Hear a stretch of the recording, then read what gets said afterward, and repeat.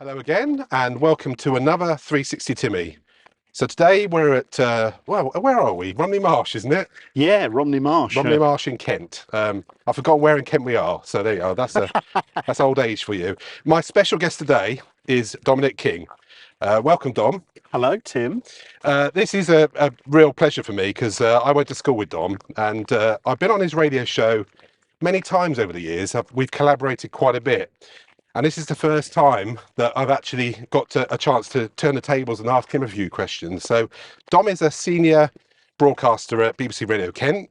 He's been involved in radio, I'd say, over the last 5 decades, because we think about you started in the late 1980s, didn't you? That sounds So a long time. it is 5 decades, isn't it, technically? Oh, wow.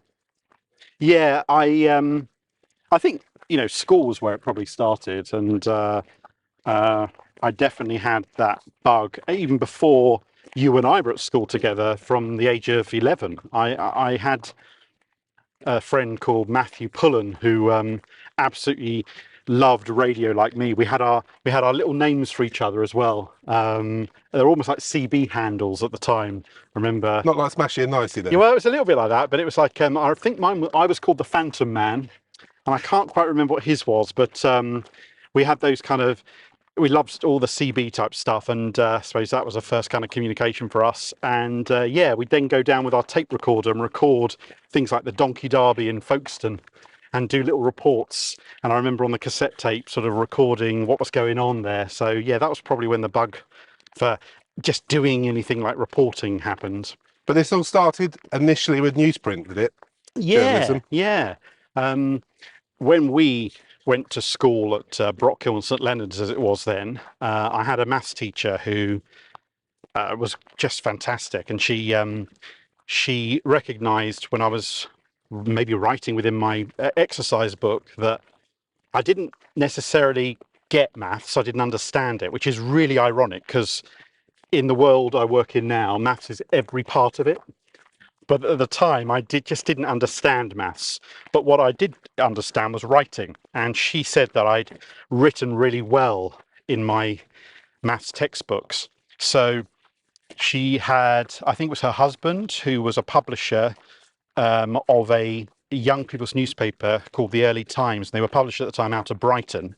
And she said, maybe you'd like to write for this paper. And it was as simple as that. And I remember her vividly bringing in, I think, a copy of the Early Times and putting it in front of me. And from that moment, I became part of this international group of young kids called the Press Gang, while that TV show was going on ITV at the same time, by the way. Fletcher. That's right. And it Julia was Sawala. Yeah, and the producer was a Doctor Who producer. Oh yes, was it Chris Chubno or one before that? Yeah, I know who you mean. Yeah. And basically, I started writing for this young people's newspaper, and it took me all over the place and interviewing people. My first interview was not far from here, actually. We're not far away from where he lives now and where his constituency was, the Folkestone and Hythe MP, Michael Howard, now Lord Howard, was one time Conservative leader. And I've bizarrely been interviewing him since I was 12 years of age, and I still interview him now. Crikey. So I'm 48. So a long relationship with him over the years. And he was Environment Minister in Margaret Thatcher's government when the Channel Tunnel was being built. And my first ever interview, because I lived in Cheriton near Folkestone, was asking him about the construction of the Channel Tunnel. And we have to remember back then, there'd been a few accidents that had happened in the construction. A couple of construction workers, I think, had died. And it was kind of, a really key part of the story of the rebuild, the Channel Tunnel coming to Kent. It certainly did cut through the countryside as well, didn't it, in terms of construction?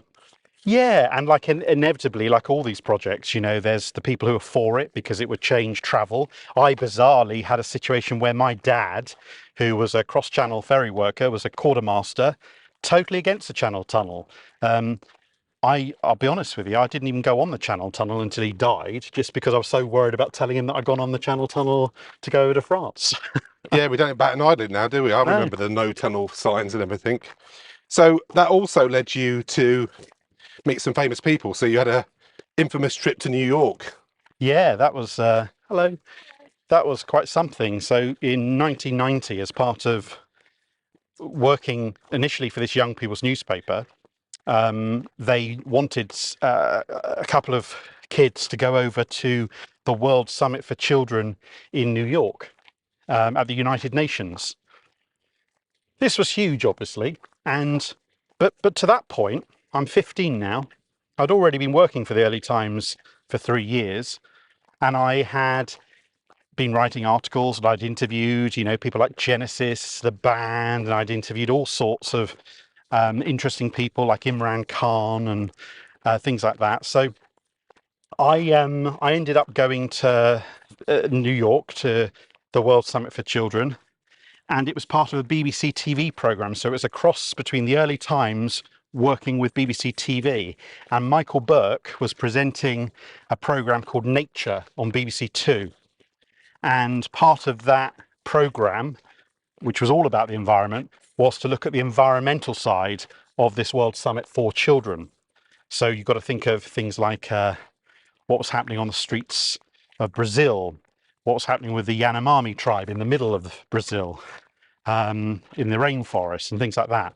So that's what happened. And I found myself on the plane heading over to New York, 15 years of age, interviewing presidents and prime ministers, goodwill ambassadors, celebrities, being amazing, people like Peter Ustinov and, as I say, Imran Khan and people like that.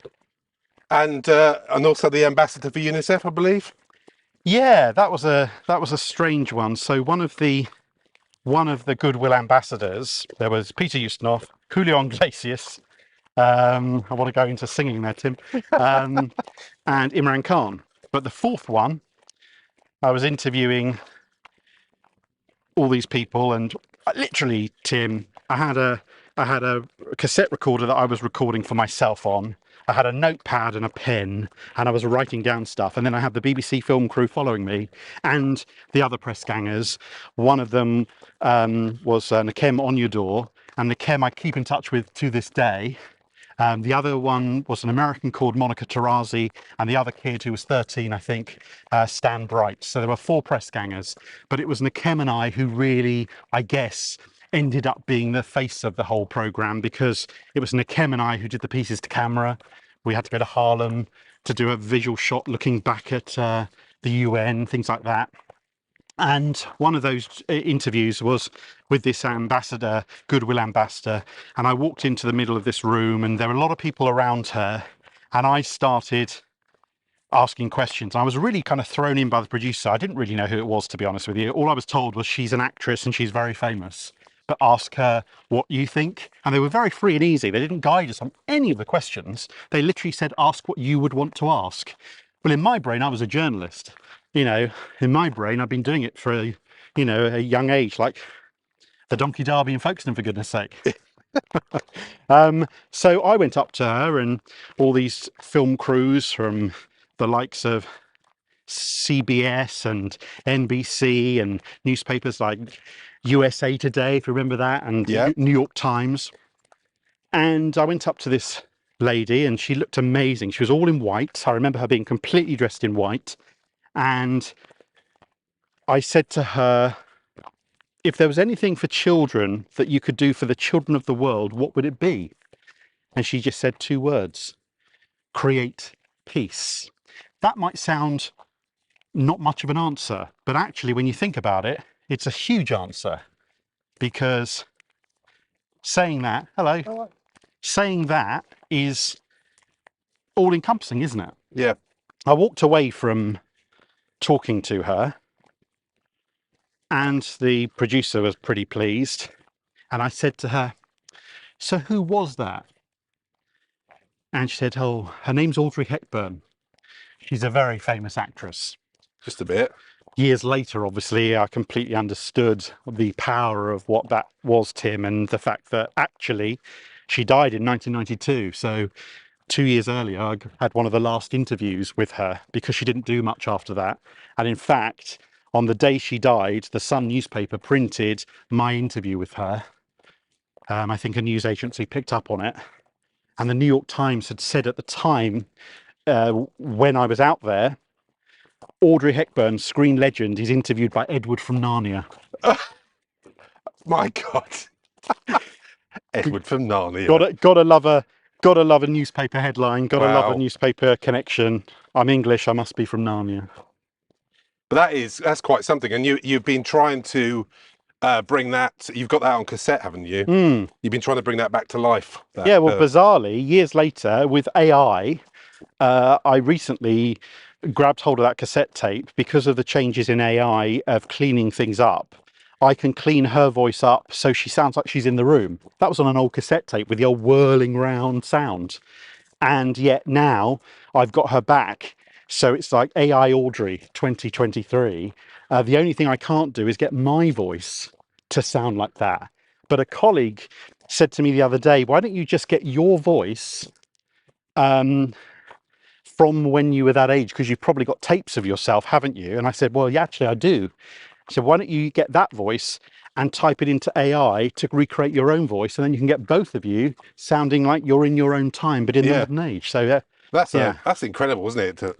That must be a great project to bring back, especially as it was so poignant as well. Yeah, totally. And it's so funny, these moments. Honestly, I've been so lucky in my career that I've had so many of these moments that, it's hard to be able to say them all. But, whether it's interviewing, particularly like presidents, and, I had an interview with the president of Brazil during that trip. And the TV production team told me to ask about the environment because obviously that's what the program was about. But I was a kid who wanted the truth. So what I actually asked him was, well, I'll take you back there. Basically, he was speaking in Portuguese, even though he could speak perfect English, because when we greeted, he was saying hi, hello. But in the interview, and it was my first lesson of a politician using their language as a barrier to you asking a question, because you have to wait for the answer back. Yeah. Which is enough time to be able to think about it. But my question to him was, Mr. President, Amnesty International this week have revealed that sections of your police task force have been killing children on the streets of Brazil as part of a cleanup operation. Well, the look of horror on the BBC producer's face when I asked that question, and the look around the room of what has he just asked the president? And President Fernando de Collor of Brazil looked at me and kind of sideswept the question. I have to say, the handshake at the end as a 15-year-old seemed a bit harder than I was expecting.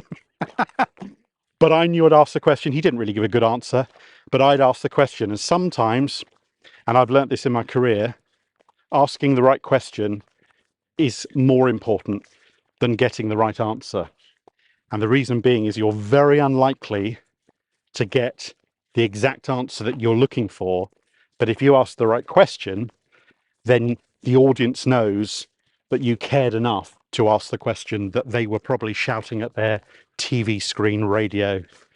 How the person answers is often a great example of who they really are. Yeah, it's quite interesting. I don't think people appreciate that skill.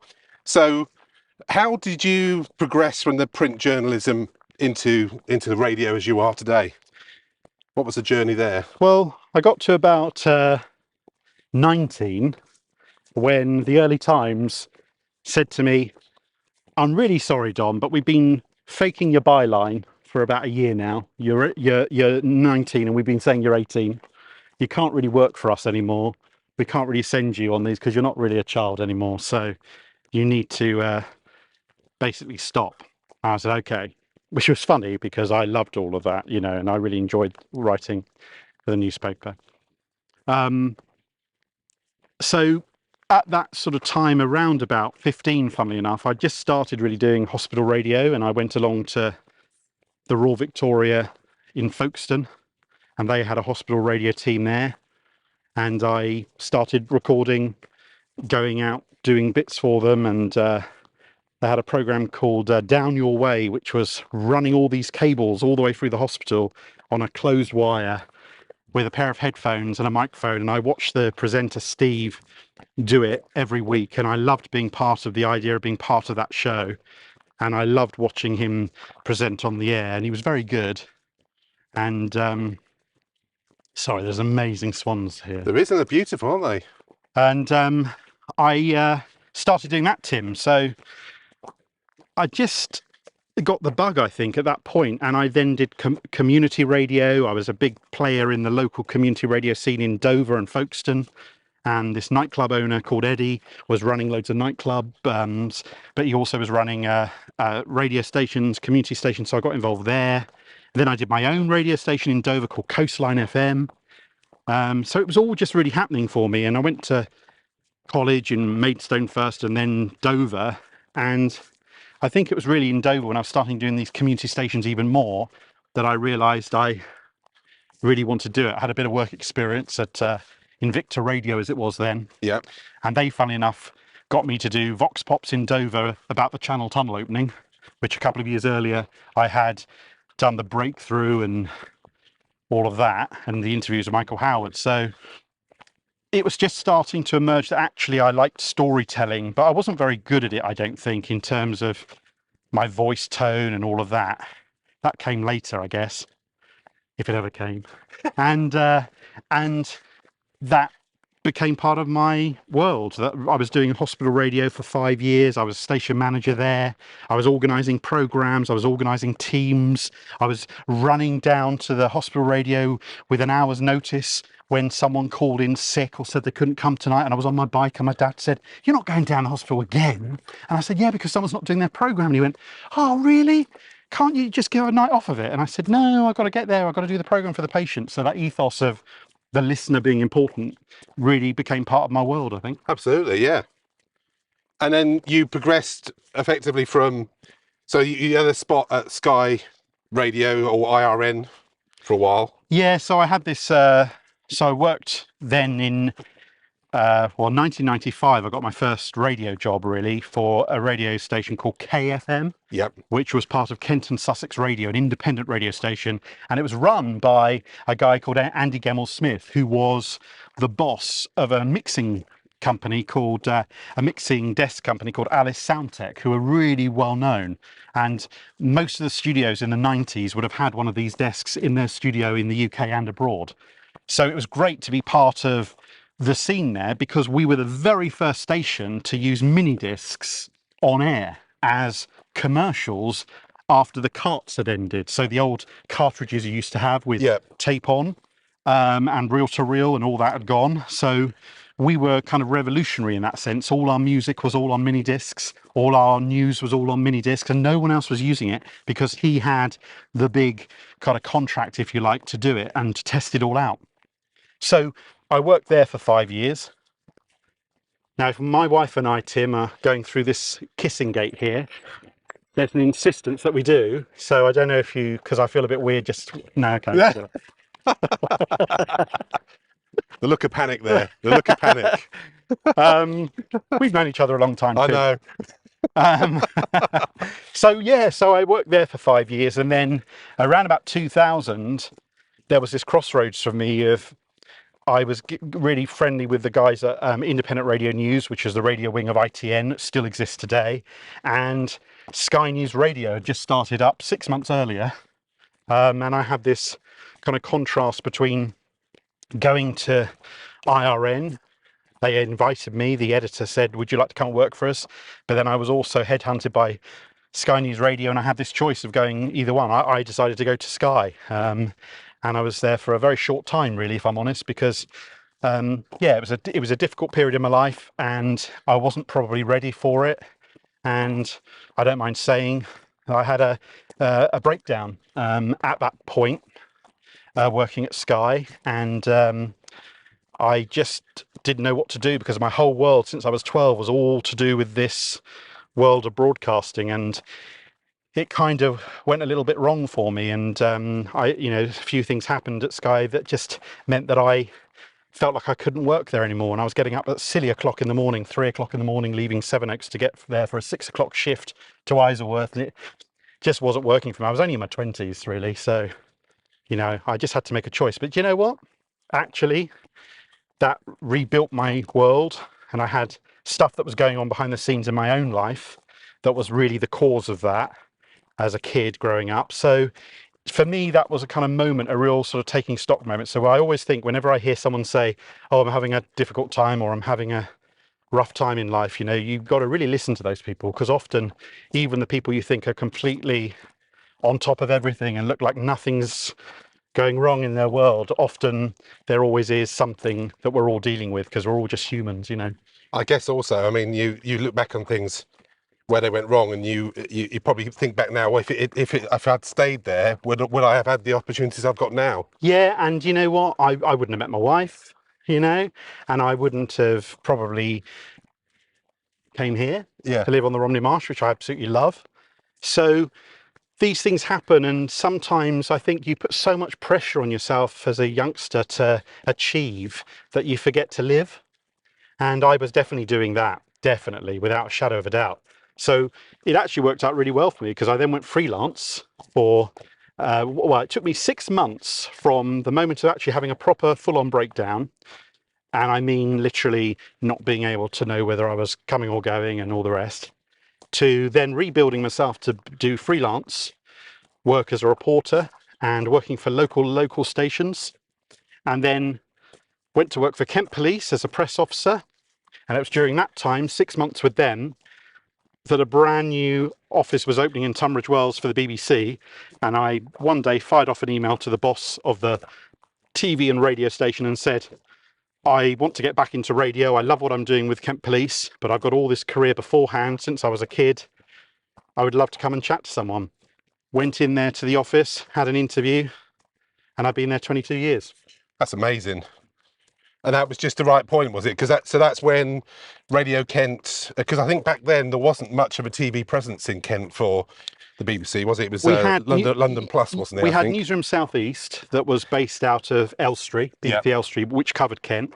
And BBC Radio Kent was in Chatham Sun Pier. So I worked 2 weeks in Chatham, in the old radio hub there, which was lovely because it's a very nostalgic place for us all still. And then 2 weeks later of joining in 2001, in February of that year, we then moved over to Tunbridge Wells to this purpose-built, brand new, high-tech radio and television and online service, which was really thrilling for me. So in a way, all those little movements, all that experience, the highs, the lows, obviously meant to be. It was the right time. And I had a fantastic beginning of my time at the BBC, working with some incredible people, and lucky enough that even, today I still work with great people. And, our one aim is to tell people about their own lives, that they themselves are the complete architect of, because it's their stories that we just cover. And you've certainly done your fair share of different shows over the years. So I used to wake up and watch Breakfast TV, and then when it switched over to Newsroom South East for the bulletin, you'd have a segment at the end introducing your show when you were in the mornings. Yeah, well, I did mid-morning for a year. I did the drive show for 16 years. I recently been presenting an arts programme that lasted 5 years, and got new things to happen later this year with a new show, a daily show. So yeah, it's all very exciting. And the one thing about broadcasting is that for me, it's never been about where I am, it's what I'm doing. Yeah. I've never been worried about whether I was the presenter of a breakfast show or a drive show or an art show. I had such a great time doing the art show in the last 5 years through the pandemic. Amazing. It's about, what are you doing? Whose story are you telling? Am I still the kid who was able to ask the question of Audrey, not knowing who she was, and still ask the question that I think is important? Yes, I am. And I treat every day, Tim, like it's the first day I've ever walked into a broadcast environment. I'm a kid from Dover who feels so lucky that people have given me a shot at something I love doing. I'm never, it's really weird in this industry, because I don't know how interesting this is to other people, but there is a real sense that sometimes, because you on the outside seem to be good at what you do or successful at what you do or whatever, that you yourself don't think about how lucky you are. Yeah. And I know pretty much all my colleagues who I, have a lot of time for will feel the same. There's this imposter syndrome that happens across the industry, and it happens across the arts, actually, whether it's an actor I speak to. The amount of actors who have used me as their therapy partner after we've done an interview to basically say, cool, this is a weird environment, isn't it? Because you put yourself up against live, whether it be on a stage or on a radio, and, this is a lovely doggy coming to see us. Hello. Hello. I've never had a dog come along before. Hello. Nice to meet you. Hiya. Hi. Sorry, the recall's not there yet. No, it's all right. That's the same with me. No, I very much pick up on that, because I was talking to one of your guests a couple of weeks ago, and it was basically described to me that going on press, TV, radio, you meet lots of people very occasionally, and it's you do an interview and move on, but they have a very different experience with you, a very personal experience, and I can see that when you've had other guests back. You've had certainly during the pandemic, you had a lot of guests that you were hosting virtually as well. Yeah. And I think also, to blow your trumpet for you, is you are an innovator. So during the pandemic, everyone was forced to work from home. You found different ways to do your show and keep that kind of keep everyone focused and entertained, because it's it's keeping the radio show alive. But you were doing a lot of video and social with the BBC as well. I think if I'm honest, I just like to learn. If you give me a YouTube video, I'll learn what they're saying and then do it. If you tell me that something can't be done, I'll try and find a way of making that happen. And I don't know where that comes from. My dad was a very manual kind of guy, working as a seaman.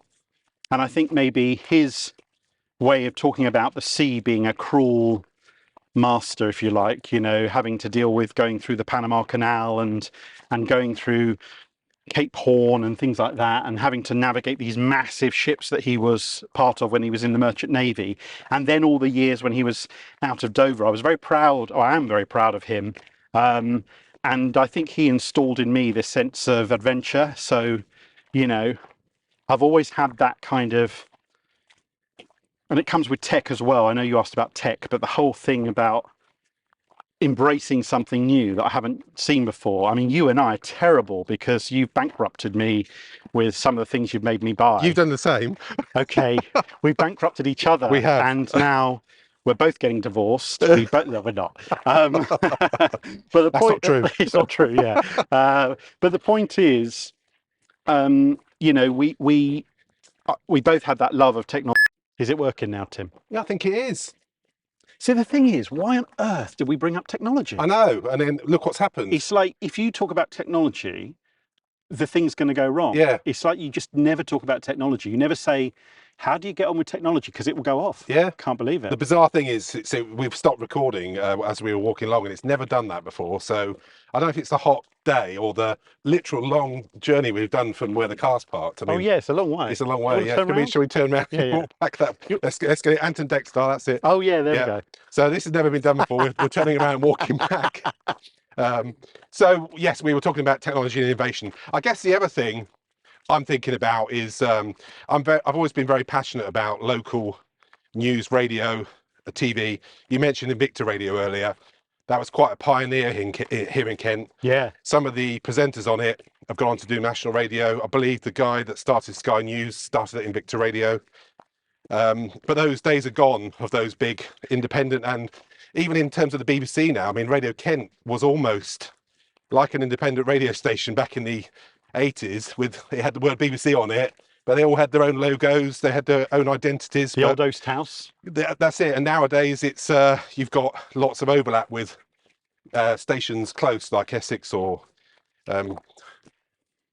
Okay, so here's the thing, Tim. In the same way we talk about technology and innovation, I've always been a great believer that, nothing ever stays the same. And I think we, as human beings, have this natural, completely understandable instinct to want everything to be the way it was when we first got married, when we first, got our first TV. We are nostalgic for the moment that is linked to the time where we had experiences. So what actually happens, and maybe someone would listen to this and say, that's not how I feel, but I think that what happens is we find it very difficult to not have the things the same, but nothing can stay the same. No. And we only grow and we only move forward if things change. And yes, you're talking about something happening at the moment where the BBC is doing massive changes to local radio, and it is a different thing, and it is going to be slightly different how people hear it. But I worked in commercial radio when that changed from a kind of 1980s heyday into the 90s, where it was a very different. Yet you're talking about something now which was in the 90s, that in the 80s people would say, oh, it's all very different now. Yeah. So I think it's evolution. Sometimes things don't go quite well and maybe they make a mistake, but most of the time it's about keep going forward. And I think there's a danger that we believe that people are not adaptable enough to embrace change. I mean, how much do you physically love the fact that you're driving a very cool modern car, and the fact that we're recording this on this most amazing camera that you and I would not have been able to see in our lifetime? Yeah. We're talking on the very same day that Google is 25 years old today. Right, I didn't know that. You and I will both have remembrances of going to Cheriton Library or the Grace Hill Library in Folkestone and using microfiche to find an article which we then had to zoom in on. Yeah. And yet I can get that in my back pocket now and find out instantly a question to why did Tim's camera stop in the middle of our recording? And because we spoke about technology, that's why, because that was something else. I think AI detected we needed to go to the pub after this and let's turn this around. I think that's what happened. Yeah, I think you're right. No, so I think change is hard, and I think we all have, difficulties changing. I've had so many changes in my life that, hasn't always been easy, hasn't always been rosy. But you have to try and put one foot in front of the other, I think. And in the modern age of broadcasting, people are just not experiencing it in the same way. People are watching it differently. People are watching it when they want, on demand. They're not watching it to a TV schedule anymore. So all of those things are different. And I think that's really what's happening with radio too. It's just changing to a different way of how the consumer is reacting. Yeah. Yeah, so this year's been quite an upheaval on the national front, and as you said, with the BBC locally as well. And that's not just in radio, is it? There's been quite a bit of restructuring in BBC News as well. There's been changes of the way they do the split between world news and UK news, I believe, as well. But also, Tim, you work at Sky. There have been changes there. Your breakfast presenter is just changing. Things happen. Yeah. Things happen to embrace different reasons, different technologies, different ways of the consumer taking on board. I think the only, I'm not here to talk on behalf of the BBC. I just work there. Yeah. But I'm passionate about what we do, and I think the reality is that with all organisations, there's only so much that you have in terms of finances to make things work. And I often think that an organisation like mine, which I love, and like every organisation, has its ups and downs, has its flaws, has its difficulties. The bigger the organisation, the more likely that is. But the reality is that because I think we love the idea, some people might not, but I think if they really ask themselves, do they like the idea of Auntie, the BBC? I think they'd hate to see it completely disappear. And I think because of that, we're also the target often of a lot of people on the other sides wanting to capitalise on that. But as I say, the kid in me who was 15 couldn't have been more impressed by going to New York, looked after by an amazing team of BBC people, a producer, Andrea, I remember her name, a fantastic sound guy who I see over the years was mentioned, on on TV, seeing his name come up on credits to things. Yeah, it's those moments that I had as a kid that made me want to be part of the organisation that I'm still part of now. And you must be super thrilled now, because the way you capture radio, the way that you can broadcast from anywhere, the way if I move from Kent, I can still listen to you anywhere in the world through BBC Sounds. That must be incredible. Yeah, I think the change of, and it actually happened when we first went onto the internet as BBC. I was obviously there at Radio Kent when that happened, before BBC Sounds came along, and it was phenomenal because I had a guy called Roy in Danbury, Connecticut, who made contact with me, and at the time emails were really only starting to be a big thing. So I had the Dominic King emailers club, and I had Roy and other people in America linking into my show on BBC Radio Kent, and having this kind of club idea of all the people in Kent who were on emails, sending in their emails, and on a daily basis we would talk about what they'd written in. That today seems like water coming out of a tap. It's normal. Yeah. But back then it was something very different, very special, and even to film ourselves while being on the air was a complete wow, you're filming yourself while being on the radio. So I think technology, going back to what you said about, you know, the changes of technology, it can be embraced. AI can be embraced, but it also has to just be guarded against that it isn't changing the whole dynamic of what makes people want to hear another human voice. I think that's the key thing. And I think that time will tell what happens in the future with broadcasting across the spectrum, what happens with when linear broadcasting kind of disappears, I guess. Yeah. And that sense of going to my back pocket and listening to whatever I want to anywhere in the entire planet Earth, Yeah. when I want, is what is interesting to see. And I would say, just because someone is the other side of the world doesn't mean you can't have as close a relationship as someone who lives in the town next to me. Yeah. It's all about how you yourself broadcast and how the person receives you as a broadcaster to them in their homes. So I guess a closing question, considering the journey we both come through the analog world into the digital world, and the changing trends of viewing and listening to content, where do you see yourself when you're ready to hang your headphones up? Where will the industry be, do you think? I think that one thing I'm really excited about at the moment is virtual reality. Potentially mixed reality as well, but I think virtual reality is right now the kind of new ground where, when people are able to put the headset on and mask and be able to transport themselves into worlds which, as broadcasters, we could really start to create. And I'm going to tell you something I haven't said to anyone. We need a kissing gate again as well. We are near the kissing gate. We are near the kissing gate. I'm nervous. Well, let's consider this kissing gate like going into the future together, Yeah. right? So you go first. Okay, I feel you should go into the future first. All right, I'll go. We'll get the camera going with you. So this is where we are, Yeah. which is great. But this is the future.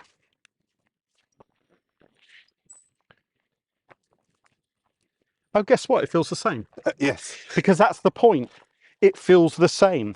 And I think that, you know, when technology happens, it's a state of mind that you yourself feel how you feel, which is why we're nostalgic for things that have happened in the past.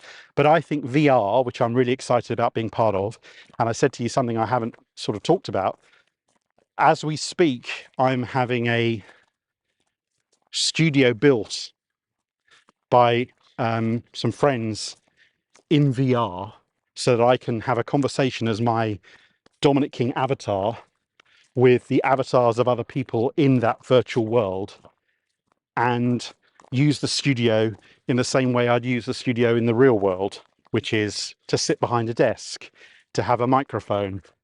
You may ask yourself, well, why? Why not? I think that's really cool. Because you can transpose yourself into different worlds instantly, can't you? Different interests. I mean, I think you mentioned There's comedy happening in the virtual world now. There's a guy, Kyle, who he's known as Failed to Render, which I think is one of the best names ever in the VR world. Failed to Render is his name. You check him out. And he, during the pandemic, basically as a comedian, realized that all his gigs had gone down the pan. He wasn't able to bring people together. So he turned them into a virtual reality nightclub and comedy night. And he's still doing it today. Every week he has comedy nights 2 or 3 times a week, and people go in from the virtual headset and they sit in his club. I have physically gone into the club in San Francisco that he runs via my home here on the Romney Marsh, and been in the space where he does his comedy nights. And it has become a really big thing. And it just strikes me that we're always wondering where the next big thing is. The next big thing, as you know, in the world you work in, Tim, often can take a decade to actually become the next big thing. Yeah. So VR, you'll read loads of stuff about it where they're saying, oh, it's not really going anywhere. This is not really happening. Zuckerberg's not doing this or that. You know, Apple coming in with a Vision Pro, all these things. But the reality is, I've only been in it 3 months, and I've learnt so much in 3 months because that brain of mine that loves to learn new things has already taught myself how to be part of another world. And when I sat there with some young guys who basically said, what do you want to build? And I started being the architect with them of my new studio in the VR world. And I'm physically watching them create blocks that become desks, that become studios. Well, I said to them the words, I want the other studio to look like Abbey Road. And they suddenly put in a carpet, that kind of music studio red carpet that, you know, that all the bands would be standing on to deaden the sound. And it's just amazing. So the future is whatever we want it to be. And I'm a great believer that we should try as much as possible to embrace change, embrace potential, because there was a time when people would have said most of the stuff we now take as a commonplace thing every day would not be possible, and none of us would be excited about it. Yet we do things, not always great, but giving it a try is good, isn't it? Absolutely. So I think our next interview may well be in VR space. Yeah. I think you just need to work on having some legs, though, because that is one thing I noticed with avatars in meta worlds. You don't have any legs at the moment, do you? So that's no, they don't seem to want to give anyone any legs. But I think there's something kind of quirky about that. That's, pretty groovy. Yeah, there's something about floating around with you, with just you. I don't know. It's strange, but you know, we're walking on this beautiful day in September, walking down this lovely canal, the Royal Military Canal to our left, going all the way through, going past Port Lim Wild Animal Park, and this just brilliant landscape. And this for me is how I escape that other world, where I can just be here and enjoy this actual world as opposed to a virtual world or a digital world, or, you know. And of course, these are recorded so that they are in 360, so you can relive that walk we've done today. You can literally walk around, look at the canal, look at Dom, see the sun behind you, see the pub ahead of you. Yeah, amazing. So when I said about the swans, you'll be able to go back and see the swans. And go back and see it, exactly, yes. So Dom, thank you very much. It's been really exciting. I know I do want to meet next in the virtual world, so I'm going to look forward to that very much. You have a fantastic rest of the summer. Thank you, Tim. Been great talking to you. And 360 Timmy, which is your new vehicle, is bringing so many people such a lot of joy by hearing people's stories of their lives. And I'm looking forward to the day when we talk more about you, because you are an incredible creative innovator. I know you want this to end, Tim. I can see your director brain saying stop now, stop now. But who does not love a 360 Timmy shirt? That's all I'm saying. Exactly. Long may they continue. Take care, everyone. Bye.